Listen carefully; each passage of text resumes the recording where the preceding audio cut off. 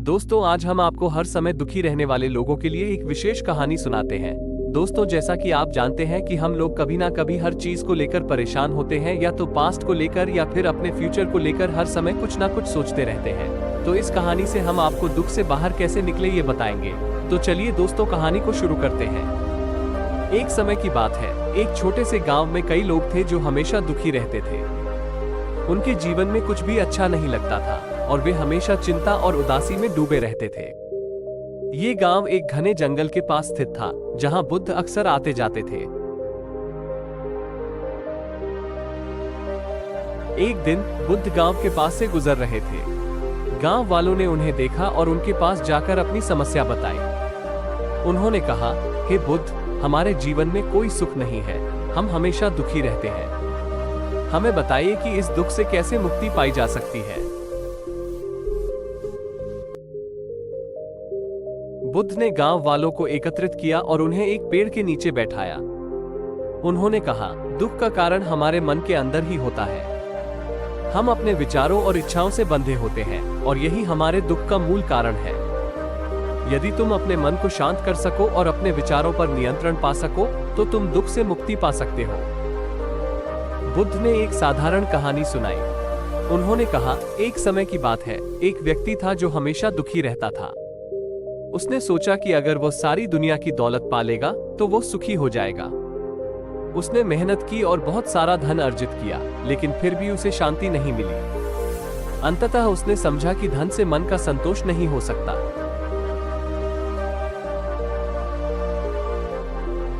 गांव वालों ने बुद्ध की कहानी सुनी और वे सोचने लगे। उन्होंने महसूस किया कि वे भी उसी तरह धन और भौतिक सुख की चाहत में फंसे हुए थे, जो उन्हें दुखी बनाए हुए थे। उन्होंने बुद्ध से पूछा, हम इस दुख से कैसे बाहर निकल सकते हैं? बुद्ध ने गांव वालों को ध्यान का महत्व समझाया। उन्होंने कहा, ध्यान से तुम अपने मन को शांत कर सकते हो। ये तुम्हें अपने विचारों से मुक्त करेगा और तुम्हें शांति और आनंद की ओर ले जाएगा। ध्यान वह साधन है जिससे तुम अपने दुख को समाप्त कर सकते हो। बुद्ध के निर्देशानुसार गांव वालों ने ध्यान का अभ्यास करना शुरू किया। शुरू में उन्हें कठिनाई हुई, लेकिन धीरे धीरे वे अपने विचारों को नियंत्रित करने लगे और उनके मन में शांति का अनुभव हुआ। उनके चेहरे पर धीरे धीरे मुस्कान लौट आई। समय के साथ गांव में एक बड़ा परिवर्तन आया। गांव वाले जो हमेशा दुखी रहते थे, अब खुशहाल और शांत महसूस करने लगे। उन्होंने महसूस किया कि सच्चा सुख उनके मन की शांति में है, न कि बाहरी वस्तुओं में। उन्होंने बुद्ध का धन्यवाद किया और उनके उपदेशों को अपने जीवन में आत्मसात किया।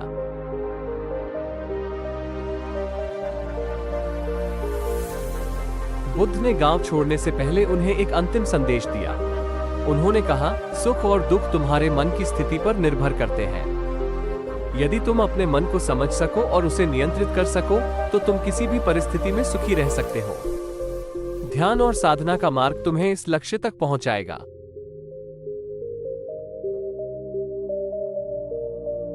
बुद्ध के जाने के बाद गांव वालों ने ध्यान और साधना को अपने दैनिक जीवन का हिस्सा बना लिया। उनके जीवन में अब कोई दुख नहीं था, क्योंकि उन्होंने अपने मन को शांत करना सीख लिया था। वे अब हर परिस्थिति में संतुष्ट और खुश रहते थे। दोस्तों, अगर आपको ये कहानी पसंद आई तो हमारे चैनल सोल स्टोरी को लाइक, शेयर, सब्सक्राइब जरूर कीजिएगा।